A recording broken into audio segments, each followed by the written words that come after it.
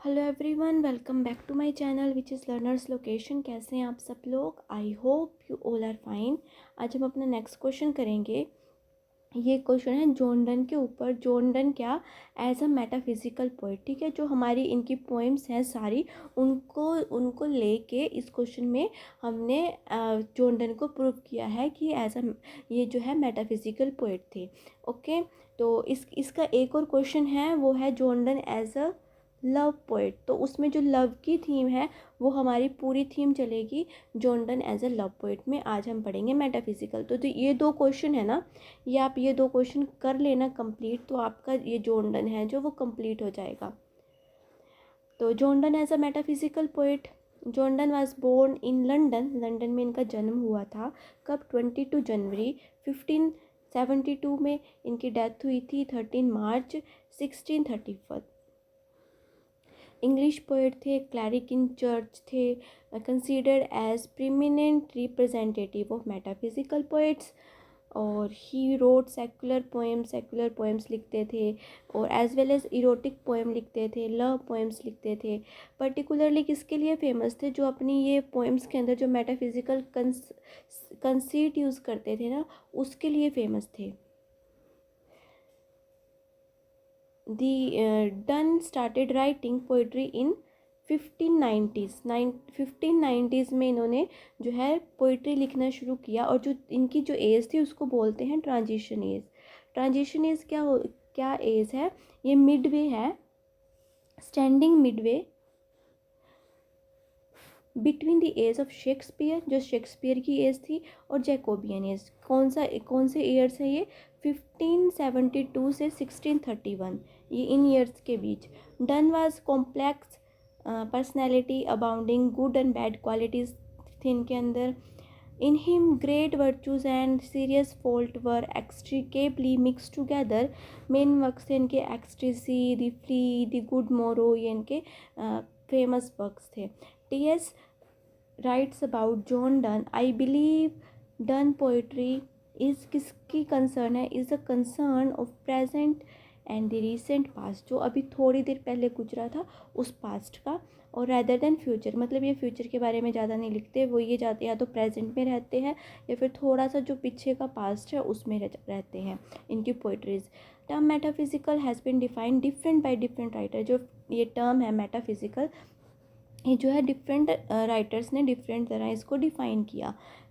Literally it is concern with the conception of existence. मतलब existence का concept है ये, कि जो लिविंग यूनिवर्स है, जो उस टाइम पे जो यूनिवर्स था, ये जैसे अभी हमारा यूनिवर्स है, हम जिसमें रह रहे हैं, लिविंग यूनिवर्स है, और जो उसका मैन का जो प्लेस है उस यूनिवर्स में, ठीक है। It has now come to mean difficult, philosophical, obscure, ethereal, involve, fantastic, incongruous, etc. Metaphysical is a branch of philosophy that examines the fundamental nature of reality. जो क्या एग्जामिन करती है? फिलोसफी की ब्रांच है, क्या एग्जामिन करती है? Fundamental nature of reality, including the relationship between mind and matter, और between the substance and attribute, between the potentiality and actuality. जो टर्म है मेटा, जिसका मतलब क्या है? बियॉन्ड, ठीक है। मेटा का मतलब क्या है? बियॉन्ड। और फिज़िक्स का मतलब क्या है? Physical nature. तो फिज़िकल नेचर क्या है? जिसको हम महसूस कर सकते हैं, ठीक है। तो जो ये क्या है? मेटा मतलब बियॉन्ड, और फिज़िक्स मतलब physical nature. But in poetic terms metaphysical stands for style, not subject matter. ये मेटाफिजिकल एक स्टाइल है पोइट्री के अंदर, ना कि कोई सब्जेक्ट मैटर है। A style that reflects an attitude to experience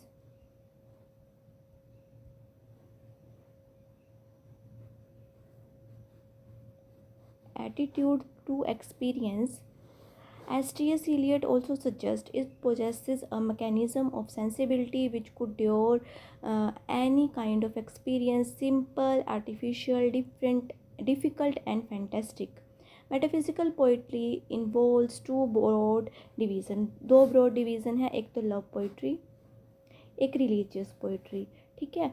the habit of writing both type of poetry amorous religious verses is derived from Donne, who wrote love poetry in the first period of his life. जब वो starting, जब उनका first period था, जब वो थोड़े जवान सी as के थे, या फिर मतलब जो उनके स्टार्टिंग के ईयर्स थे जब उन्होंने लिखना शुरू किया था, तो उस टाइम इन्होंने कौन सी पोइट्री लिखी? लव पोइट्री लिखी। ठीक है। जब डिवोशनल पोइट्री, जब उनका लेटर पीरियड था, तब उन्होंने ये डिवोशनल पोइट्री लिखी। मतलब रिलीजियस पोइट्री या devotional poetry, religious lyrics I उसके अंदर लेटर पीरियड में लिखी अपनी जो पोइट्री का, जब वो लिखते थे। अकॉर्डिंग टू, ये ऐसे यहाँ पे अकॉर्डिंग टू अ क्रिटिक कर लेना, क्योंकि ये नाम थोड़ा अजीब है। Donne poetry is a metaphysical, not only in the sense of being erudite and witty, but in the proper sense of reflective and philosophical। क्या बोला इन्होंने कि जो इनकी जो पोइट्री है, metaphysical poetry is metaphysical poetry not in the sense of erudite. Erudite का मतलब मैंने यहाँ पे लिख रखा है वैज्ञानिक, एंड विटी, बट जो प्रॉपर सेंस है being reflective and philosophical. John Donne is known as founder of metaphysical poetry, a term. ये इनको फाउंडर बोला जाता है, किसको? जॉन डन को फाउंडर बोला जाता है मेटाफिजिकल पोइट्री का। बट जो टर्म क्रिएट की थी वो सैमुअल जॉनसन ने क्रिएट की थी। वो भी एक एसेज थे, पोएट थे और फिलोसफर थे। कब की थी? 18th सेंचुरी में इन्होंने ये जो टर्म थी ये क्रिएट की थी। ठीक है। डन्स पोइट्री में be called metaphysical because it is not only erudite, witty, but also reflective and philosophical. Donne poetry is remarkable for its concentrated passion, intellectual agility, dramatic power. He is also given to introspection and self-analysis. He does not write about imaginary shepherds। ये जो imaginary shepherds और shepherds होती थी ना, उनके बारे में नहीं लिखते थे। ये जो है अपने इंटेलेक्ट के बारे में लिखते थे, स्पिरिचुअल इंटेलेक्चुअल के बारे में लिखते थे, स्पिरिचुअलिटी के बारे में लिखते थे, अपने एक्सपीरियंस के बारे में लिखते थे। ये जो है फाउंडर हैं किस स्कूल के? School of metaphysical school of poetry, इसके फाउंडर थे। और इसके अंदर अदर पोइट्स कौन कौन कौन से थे इस स्कूल के अंदर जो इन्होंने क्रिएट किया था? देखो 3 टर्म्स आई। एक तो क्या है? मेटाफिजिकल पोइट्री, फाउंडर है मेटाफिजिकल पोइट्री के, और फिर इनको ही बोला जाता है फाउंडर ऑफ मेटाफिजिकल पोइट्स। ठीक है। फाउंडर ऑफ क्या? Metaphysical school of poetry. ठीक है। इनको फाउंडर कहा जाता है। और इसके अंदर कौन कौन से रहते? रिचर्ड वैग्यूम, कोवले, हर्बर्ट, ये 4 हैं इसके अंदर विद जॉन डन। अब जो John Donne has been classified by both Dryden and Samuel Johnson as a metaphysical poet. Dryden was the first to use term metaphysical in connection with Donne's poetry. Dr. Johnson described Donne and his followers as metaphysical poets. He wrote, "The metaphysical poets were the men of learning, and to show their learning was their whole endeavor." Metaphysical poetry began as a revolt against Elizabethan poetry. ये क्या है? Elizabethan की जो poetry थी उस time पे, उसकी against revolt था। ठीक है।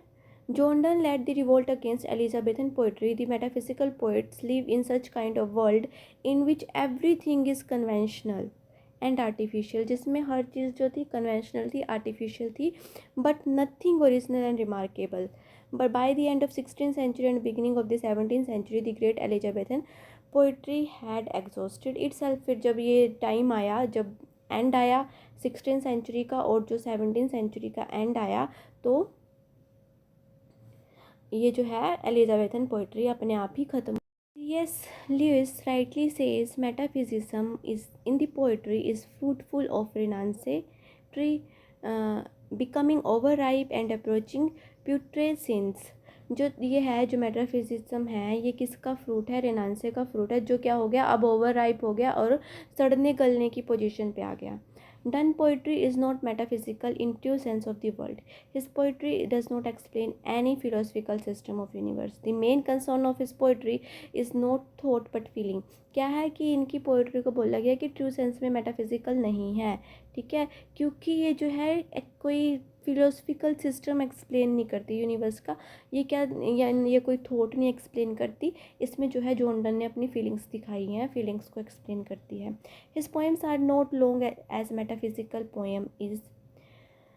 His poetry is metaphysical as far as its technique और स्टाइल इज़ कंसर्न. क्यों है मेटाफिजिकल इनकी पोइट्री? क्योंकि जो टेक्निक्स और स्टाइल है वो मेटाफिजिकल पोइट्रीज़ की तरह इन्होंने यूज़ किया है. It is heavily loaded with conceits. The Elizabethan poets also use conceits, but they use them for ornamentation. Metaphysical poets, however, use them to complete their intellectual process. The main quality of metaphysical poetry of Donne is its concentration, conceits with intellect, unique verse forms, unique poetic diction. Metaphysical poets make use of language of common people, like Wordsworth they prefer to use words of everyday use. ठीक है, ये क्या है, कौन से words use करते हैं जो एवरीडे यूज़ में आते हैं, जो लोकल लैंग्वेज होती है लोगों की, जो कॉमन पीपल यूज़ करते हैं, क्योंकि पढ़ने वाले कॉमन पीपल होते हैं तो उन्हें तो समझ आना चाहिए. T S. Eliot declares their language as क्या, सिंपल एंड प्योर. इन्होंने इनकी लैंग्वेज को क्या डिक्लेयर किया, सिंपल एंड प्योर. अब हमारी पोएम से हम इनको प्रूव करेंगे कि ये जो है मेटाफिजिकल पोएट थी. The Flea is an erotic metaphysical poem by Donne. The poem uses the conceit of flea. इन्होंने किसका कंसीट यूज़ किया है, फ्ली का कंसीट यूज़ किया है, which has sucked the blood of male speaker and his female lover. क्या हुआ था इसमें, एक इन्होंने यहाँ पे एक फ्ली थी, तो उसने ना उसने जो स्पीकर है या फिर जो पोएट है या फिर जो हीरो है उसको काट लिया, और फिर उसकी जो प्रेमिका है उसको भी काट लिया, तो उसके अंदर दोनों का ब्लड हो गया. ठीक है, तो यहाँ पे उस जो पोएट है उन्होंने दर्शाया है कि जो अब इसकी जो फ्ली की बॉडी है ना, तो इसके अंदर जो है हम दोनों का ब्लड है, और जब इसकी प्रेमिका मारने लगी तो बोला कि इसको मत मारो क्योंकि इसके अंदर जो है हम दोनों का ब्लड है, तो इसको मारने का मतलब है 3 खून करना. ठीक है, तो यहाँ से देखो, the poet uses the conceit of flea which has sucked blood from the male speaker and female lover to serve an extended metaphor for the relationship between them. The flea is a dramatic lyric in which the lover makes a strong plea to his beloved for a sexual relationship with him. It is remarkable for its realism and emotional intensity. In this poem, poets make the point that the insect is holy temple. तो क्या बोला कि ये जो insect है ना, जो ये फ्ली है, ये जो है होली टेम्पल बन गया. अब Holi temple of love, love का होली टेम्पल बन गया. Therefore the beloved should not kill it. तो जो प्रेमिका थी उसको बोला कि तुम्हें इसको नहीं मारना चाहिए. It's killing will amount the triple murder including the self murder. कि जो इसको मारने का मतलब है कि 3 लोगों को मारना और इंक्लूडिंग सेल्फ मर्डर. ठीक है, खुद को मारना. Let's not do this, self murder added be. And Salige's 3 sins in the Killing 3. Good morrow जो है celebrates the true genesis of metaphysical style of love. सब में लव दिखेगा. Thus, the sudden beginning, the abstract theme of love, its logical argumentative development, using conceits, using colloquial words, in a conversational tone, and in absence of rhythmic pattern, certainly plays.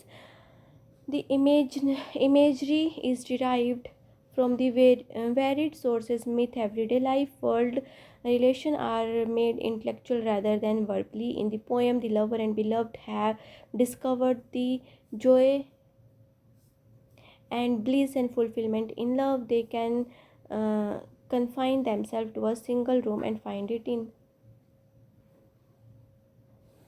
Let us possesses one world, each hath one and is one. Sunrising जो है another metaphysical poem है John done की. Opening is abrupt, colloquial, unconventional.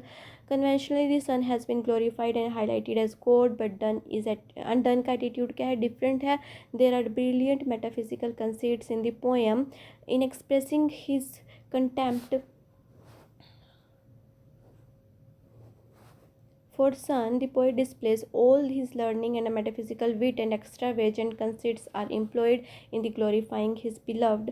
Lover and beloved जो है are compared to all states and all princes of the world rolled in one. The lover bedroom is considered to be epitome of the world. क्या जो इस किसके साथ compare किया गया है, लवर और बिलव्ड को. Lover and beloved are compare to all states, और जो प्रिंसेस हैं सारे प्रिंसेस के जो वर्ल्ड हैं उनके साथ, ठीक है, into world rolled into one. और जो उनका बेडरूम है उसको epitome of O whole world. She all states and all princes, I nothing else is. Go catch an falling star is song done. Cynicism has been portrayed in the poem, in the song. Metaphysical conceits used in his song. For example, catching a falling star is compared with the finding out a woman who is truthful and fair. कि ऐसी woman को ढूंढना मतलब किसी तारे को पकड़ना ऐसा ही है जैसे किसी एक वुमेन को ढूंढना जो ट्रूथफुल है एंड फेयर है. ठीक है. Through a series of images, the poet shows impossibility of discovering a true and faithful woman. Second जो है getting